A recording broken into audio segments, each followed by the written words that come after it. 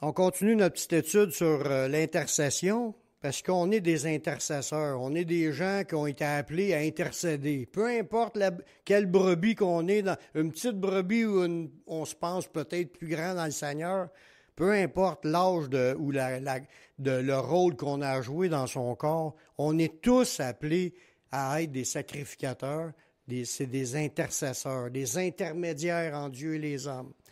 Il dit, il a fait de nous un royaume des sacrificateurs pour Dieu son Père. Des sacrificateurs, c'est des intercesseurs, des intermédiaires.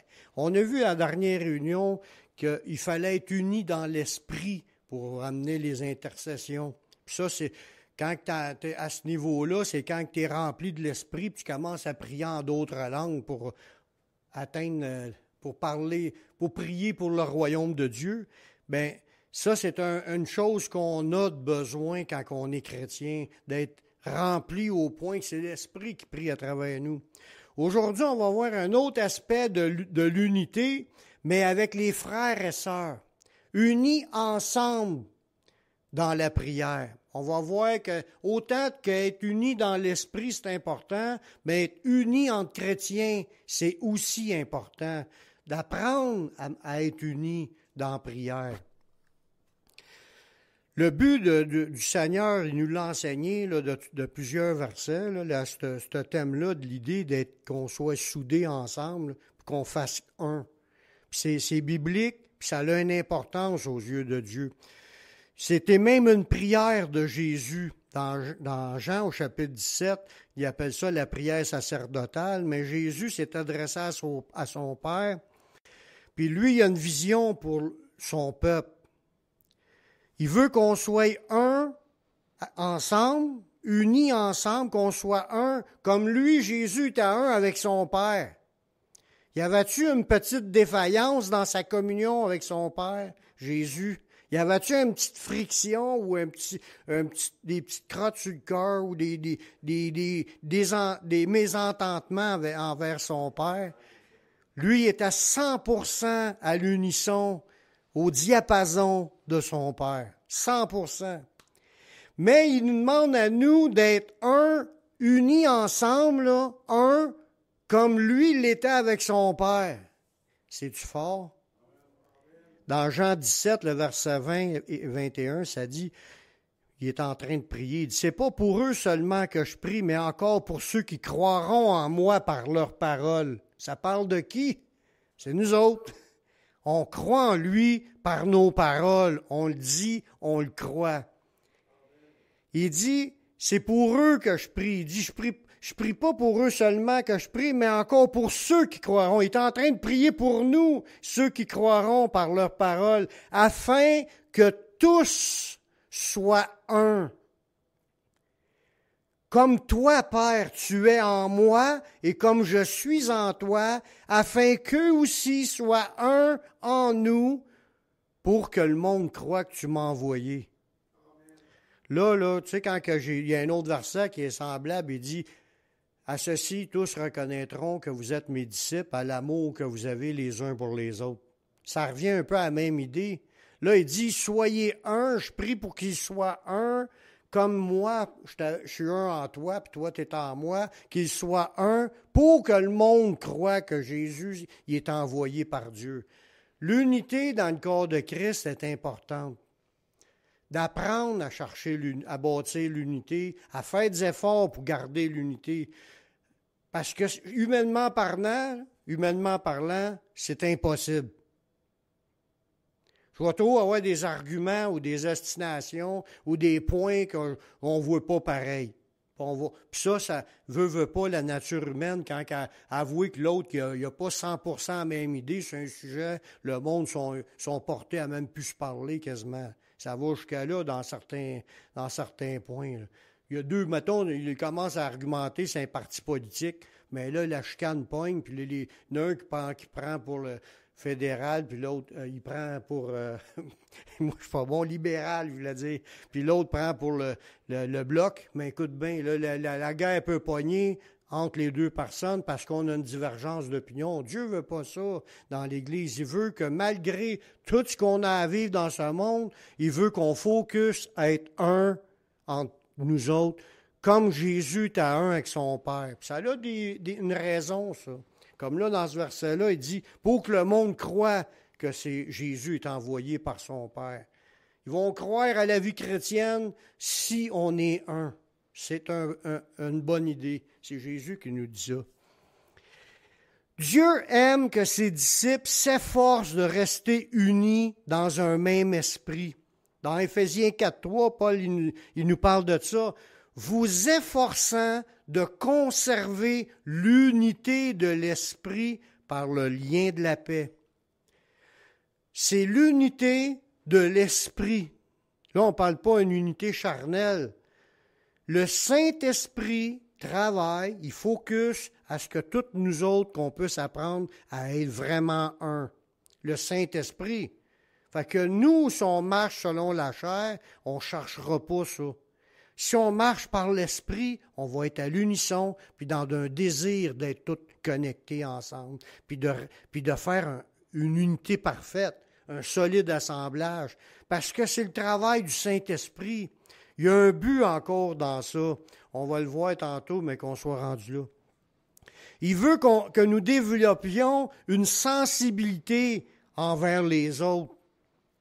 Parce que si on est fort à regarder que nos propres idées puis notre propre pensée, on appelle ça du nombrilisme, ceux qui pensent qu'à leurs idées personnelles, puis s'ils pensent qu'il y a qu'eux autres qui ont la bonne idée, mais ça brise l'esprit, ça brise l'unité de l'esprit, ça brise le désir de la communion, de rechercher la communion. Même si on aura des différends sur des sujets, il faut apprendre que parce qu'on est chrétien, il n'y a rien d'autre qui compte qu'on soit unis ensemble. Parce que c'est ça que Jésus a prié pour ça, puis le Saint-Esprit nous conduit dans cela.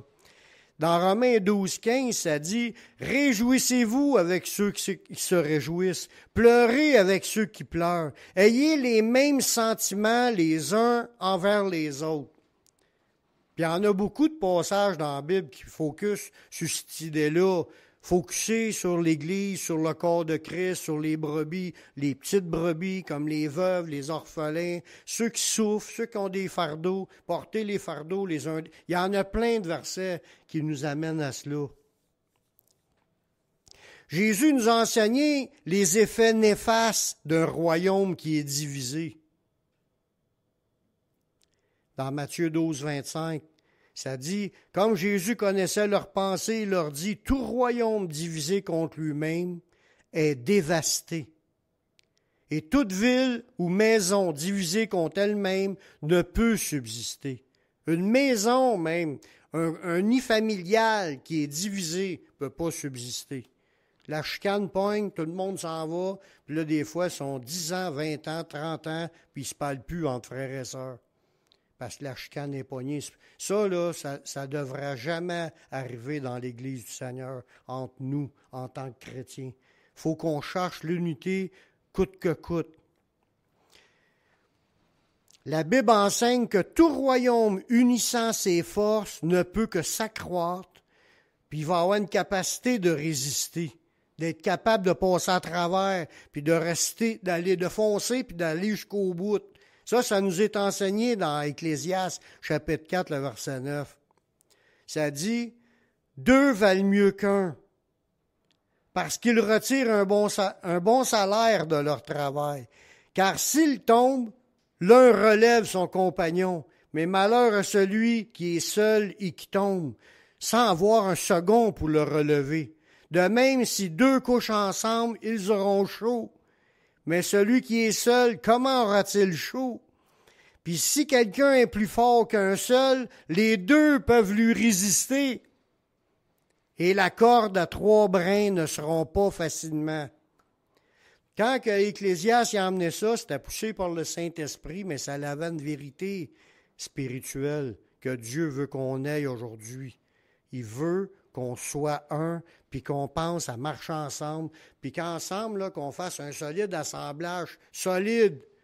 Puis il dit, même si t'arrives puis tu te feras abattre par une personne, mais vu que t'es deux, tu vas avoir le dessus. Mais c'est l'idée que nos victoires dans notre vie chrétienne se gagnent quand on est ensemble puis qu'on combat ensemble. Le diable, lui, attaque chacun individuel, mais il faut apprendre en tant que chrétien à commencer à s'unir puis combattre les combats avec les autres ensemble. Puis là, c'est là on va être plus résistant puis plus fort. Dieu veut qu'on cherche l'unité dans son corps pour parvenir à une unité dans la prière. C'est le but. Parce que si je t'en chicane avec quelqu'un, puis il se met à prier, mon esprit va avoir de la misère à se connecter, puis à vouloir la même affaire pour lui. Parce que des fois, on prie pour moi. Moi, je vais prier pour moi. Mais si je veux prier pour lui, il faut que j'écoute même celui que je serai en chicane avec. Ça, c'est bien compliqué. Si je suis en unité avec lui, ça me fait plaisir de l'écouter, puis de dire Amen à ce que lui est en train de demander pour lui. Est-ce que le fait d'être unis peut changer les réponses à nos prières? Matthieu 18, 19, Jésus a dit, « Je vous le dis encore que si 2 d'entre vous s'accordent sur la terre pour demander une chose quelconque, elle leur sera accordée par mon Père qui est dans les cieux. » S'il y en a 2 qui arrivent à s'accorder, imaginez un corps, l'Église au complet qui s'accorde pour demander. Si 2 sont exaucés, quand ils sont plusieurs, il dit, pour les choses quelconques, là on parle, ça peut inclure bien des affaires qu'on peut prier, parce qu'on s'unit ensemble pour demander une chose. Jésus dit, c'est accordé par mon Père. On n'a pas à douter là-dessus, c'est écrit. Paul nous parle d'une vérité spirituelle que lui y appliquait. Puis ça, c'est un exemple dans ce qu'on va lire, d'unité dans la prière, puis comprendre que quand on est uni en prière spirituellement, l'Esprit de Dieu, il est encore plus focus pour accomplir ce qu'on demande. Alors regardez bien ce que dans 1 Corinthiens chapitre 5, le verset 3. Là, pour vous mettre dans le contexte, il y avait une personne qui vivait dans le péché, puis lui, Paul, il a déjà jugé, il n'était pas là, mais il en avait entendu parler, puis il avait déjà jugé dans son esprit la situation de cette personne-là. Puis là, il a formulé comme une prière dans le texte, là, puis en même temps, il y a une vérité spirituelle là-dedans. Il dit, « Pour moi, absent de corps, mais présent d'esprit, j'ai déjà jugé comme si j'étais présent celui qui a commis un tel acte. » Fait que lui, dans sa tête, il était décidé. Puis là, il a fait une prière dans le texte, au verset 4. « Au nom du Seigneur Jésus, vous et mon esprit étant assemblés, » ça c'est l'union dans la prière, « avec la puissance de notre Seigneur Jésus-Christ, qu'un tel homme soit livré à Satan pour la destruction de la chair, afin que l'esprit soit sauvé au jour du Seigneur. » Mais le principe spirituel, vous et mon esprit étant assemblés dans la puissance de Dieu, quand les chrétiens commencent à s'unir, remplis du Saint-Esprit, tu es dans la puissance de Dieu ensemble, puis que là, on prend autorité dans le nom de Jésus pour une affaire. Puis là, c'est de livrer cette personne-là à Satan pour qu'elle réalise son péché, puis qu'elle se repente, qu'elle revienne au Seigneur. C'est ça qui est le point qu'ils ont visé avec cette situation-là. Puis ça s'est réglé. Parce que ça, c'est dans 1 Corinthiens. Puis dans 2 Corinthiens, ça dit que le gars, il s'est repenti. Mais le principe de l'unité, ensemble, 2 qui s'accordent pour demander, unis dans le Saint-Esprit, les choses se font, comme Dieu l'a promis. Quand une personne prie, je dois m'unir avec elle dans sa requête.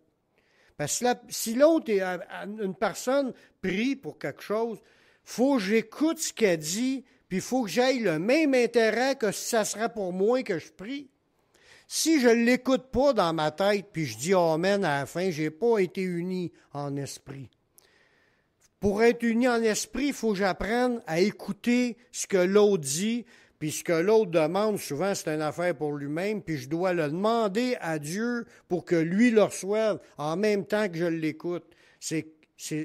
Lui puis mon esprit étaient ensemblés pour demander, deux qui s'accordent pour demander, là, on demande la même affaire. Puis c'est ça l'unité que Dieu veut qu'on apprenne à développer. Puis si deux s'accordent sur la terre, il dit c'est exaucé.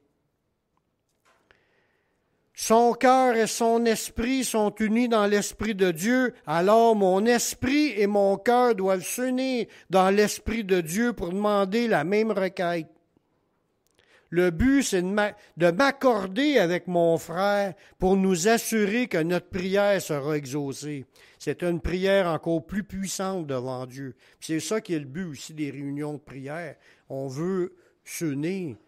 On pourra tous prier chacun chez soi, mais il y a plus de puissance dans nos prières quand on apprend à s'unir, qu'on apprend à s'écouter, puis on demande la même affaire. Pas juste dire amen à la fin. Pensez à la chose qu'est-ce que l'autre est en train de penser en la présentant à Dieu.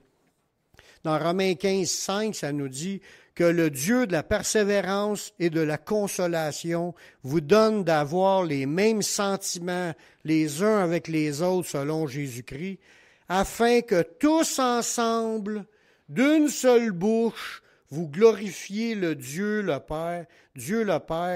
Père de notre Seigneur Jésus-Christ. Mais afin que tous ensemble, d'une seule bouche, on glorifie. C'est tous ensemble d'une seule bouche, on prie. Tous ensemble d'une seule bouche, on glorifie. C'est ça qui est le but. On chante les mêmes chants tout ensemble pour glorifier. Le but de l'unité qu'on est ici dans ce but-là. Pour ça que ceux qui ne croient pas qu'il faut se réunir dans une église à quelque part, ils n'ont pas compris le plan de Dieu. Le plan de Dieu, ça fait partie qu'on se réunit, qu'on apprenne à louer ensemble, qu'on apprenne à prier ensemble.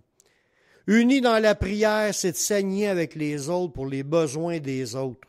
Dans Actes 12, 5, quand Pierre s'est ramassé en prison, il était enfermé dans les Actes, puis il était pour le tuer. Puis l'Église ne cessait d'adresser pour lui des prières à Dieu. L'Église, c'est pas juste, ça dit pas juste l'apôtre Paul ou juste Pierre lui-même qui priait pour lui-même. L'Église ne cessait. L'Église embarque, on veut que ça s'accomplisse, qu'il soit libéré. Mais tout le monde priait, puis s'unissait, puis intercédait, puis il ne cessait pas de prier. Il y avait un cœur de prière pour toutes les autres.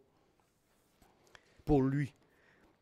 Romains 15, le dernier verset, au verset 30, il dit « J'exhorte, frères, par notre Seigneur Jésus-Christ et par l'amour de l'Esprit, à combattre avec moi en adressant à Dieu des prières en ma faveur. » On voit que l'apôtre Paul demandait aux chrétiens de s'unir avec lui, de combattre avec lui pour ses combats à lui. C'est ça il faut présenter, parce qu'on a tous des combats, mais il faut apprendre à s'unir pour les besoins des autres.